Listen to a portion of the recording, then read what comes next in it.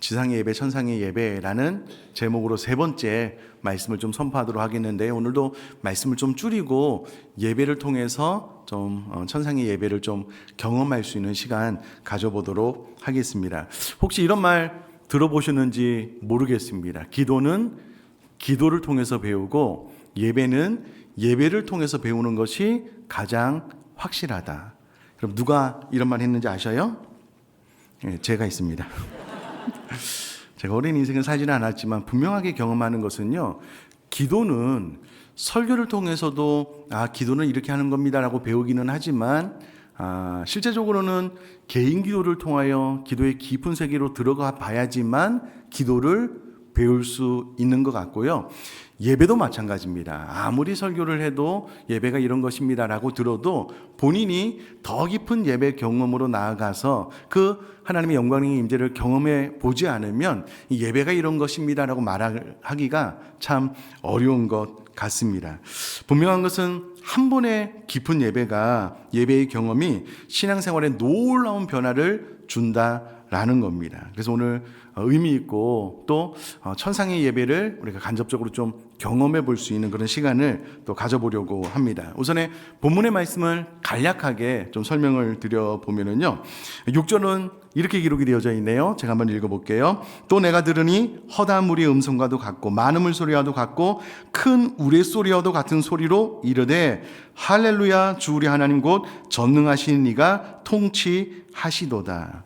앞서 나오는 허다한 무리의 음성, 많은 물소리, 큰 우레소리, 한마디로 딱 요약해서 이야기를 하면은요, 하나님께서 창조하신 전 피조물, 천군 천사, 예수 그리스도를 믿어 구원받은 하나님의 백성들의 총체의 표현이고요. 이들이 다 하나님 앞에 찬양을 하고 할렐루야라고 영광을 올려드리는데, 여호와를 찬양하라. 그리고 그 이유가 무엇이냐면, 왜 하나님을 찬양해야 되냐면, 우리 하나님 곧 전능하신 이가 통치하시기 때문에 하나님을 찬양해야 된다라고 6절에 기록을 하고 있습니다. 저를 한번 봐주시면은요, 여러분, 제가 지지난주에 말씀드렸던 것처럼 이 요한계시록이 기록되고 이 요한계시록을 받았던 수신자들은 이때 당시에 말로 다 설명할 수 없는 환난과 핍박 가운데 있었습니다. 예수 그리스도를 믿는다는 이유로요, 진짜 예수님처럼 십자가에 못 박혀 죽는 일이 있었습니다. 가죽옷을 덮어 씌워서요, 그 모든 동물들에 의해서, 개들에 의해서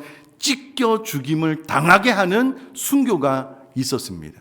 그러면 그들 가운데 가장 첫 번째 드는 생각이 무엇이냐면, 과연 하나님이 이 세상을 다스리고 통치하느냐 아니겠습니까? 여러분, 우리가 이 땅을 살아가다가 육신의 질병을 얻거나 어떤 일이 뜻대로 잘 되지 않고 어려움을 딱 경험할 때마다 우리가 처음에 딱 드는 생각이 무엇이냐면, 하나님이 나와 함께 하시나? 하나님이 내 삶을 다스리고 통치하시나? 의심할 때가 있잖아요. 그런데 이 성경을 받는 수신자들은요, 예수 그리스도를 믿는다는 이유 때문에 몸이 찢겨나가 죽는 순교를 당했습니다. 근데 그런 그들을 향하여 이 요한계시록은 감히 여전히 하나님이 이 땅을 다스리고 통치하고 있다라고 이야기를 하고 있으니, 그럼 이와 같은 성경의 내용을 아멘으로 받으려면은요, 웬만한 믿음이 없이는 안 되는 겁니다. 다 이 말씀이 그냥 튕겨져 나갈 것 같아요. 여러분, 천상의 예배 가운데 하나님을 찬양하는 것을 모세의 노래라고 하는데요, 요한계시록을 가만히 읽어보면 모세의 노래는 아무나 부를 수 있는 게 아니래요. 여러분, 이 노래가 어려워서가 아니고요, 이 모세의 노래는 믿음이 없이는 부를 수가 없는 거예요. 여러분, 이때 당시에 예수 그리스도로 인하여 환난과 핍박 가운데 있는 이들이 하나님이 통치하기 때문에 하나님을 찬양해 라고 이 요한계시록을 받았을 때, 여러분, 믿음이 없으면은요, 이게 무슨 말도 안 되는 소리냐고 이렇게 될 겁니다. 그러나 참 믿음을 가진 사람들은 그럼에도 불구하고 여전히 하나님께서 다스리고 통치한다 라고 믿게 될 것이고 하나님을 찬양하게 될 것인데, 저와 여러분들이 오늘 특별히 믿음으로 반응해서요, 믿음으로 하나님 앞에 예배할 수 있는 저와 여러분 될 수 있기를 주님의 이름으로 축복합니다.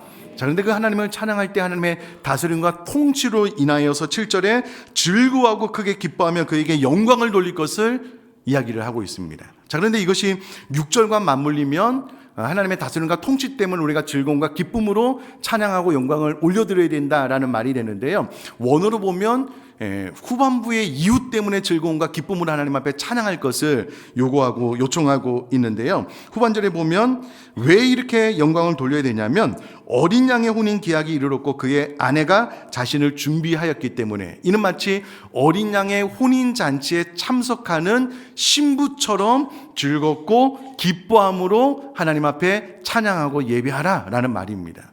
어제 결혼식장에 다녀왔는데요. 와, 그 예식장을 건축하신 분이 대단하신 분이더라고요. 깜짝 놀랐습니다.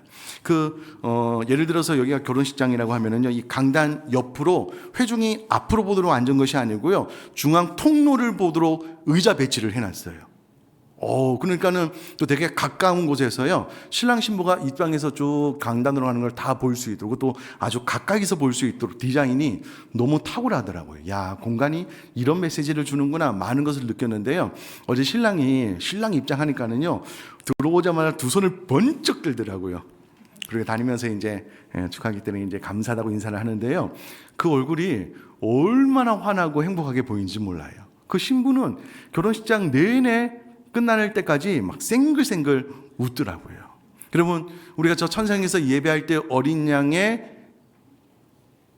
신랑 되시는 신부로서 이 혼인잔치에 참석하기 때문에 그와 같은 기쁨과 행복으로 즐겁고 기쁜 마음으로 찬양하게 되는데, 이것을 우리 모두가 좀 경험해 봤으면 좋겠다는 거예요. 자, 그러면 한번 연습해 볼까요?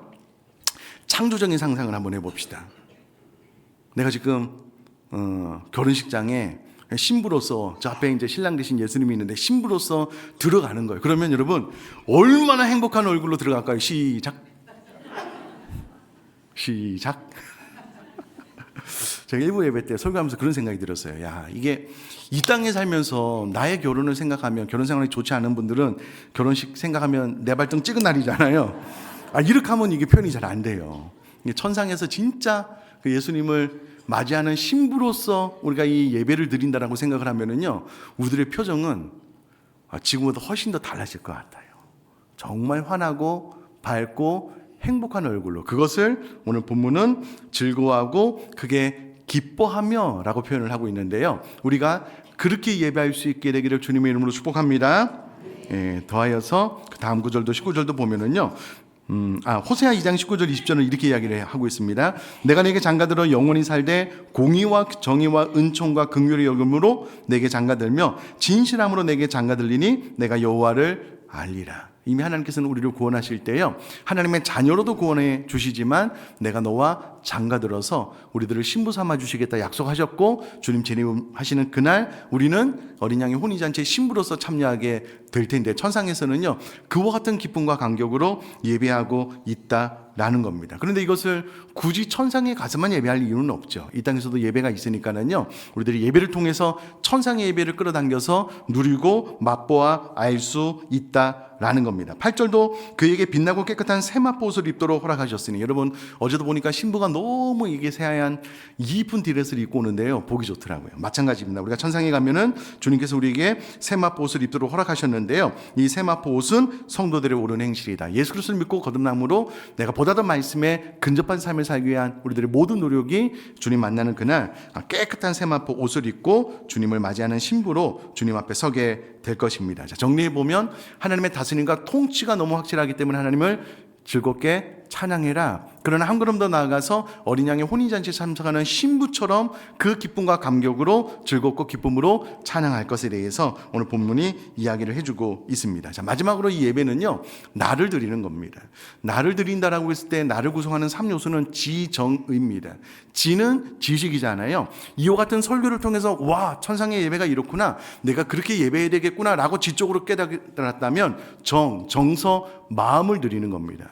내 감정을 다해서 적극적으로 한번 내가 그렇게 어린 양의 혼인잔치에 신부로서 참석한 것처럼 그 감정을 가지고 예배할 수 있도록 노력하는 거예요. 마지막으로는 의지인데요, 내가 의지를 드리는 거예요. 이따가 여러분 찬양할 때 일어나서 찬양할 거고 우리가 춤추면서 좀 움직이면서 좀 찬양할 텐데요, 내 의지를 드리지 않으면 몸이 굳어 있어요.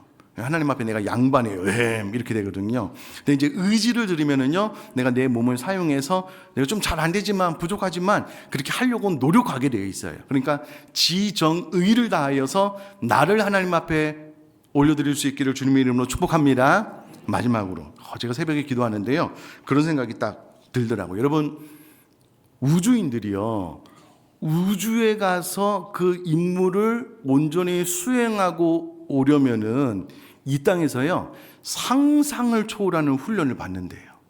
일단은 그 무중력 상태에 가면, 저도 안 가봐서 잘 모르겠는데요, 근력이랑 골 밀도가 현저하게 떨어지나 봐요. 그래서 이 땅에 있을 때 체력 훈련을 엄청 많이 해야 된대요. 뿐만 아니라 그 우주기계가 너무 복잡하기 때문에 기술적인 훈련도 많이 해야 되지만, 무엇보다도 그 우주라는 세계에 고립되는 경우가 있기 때문에요, 심리적인 훈련을 엄청 많이 한대요. 그래서 이 훈련을 다 해야지만 우주인으로서 우주에 가서 임무를 다 마치고 온대요.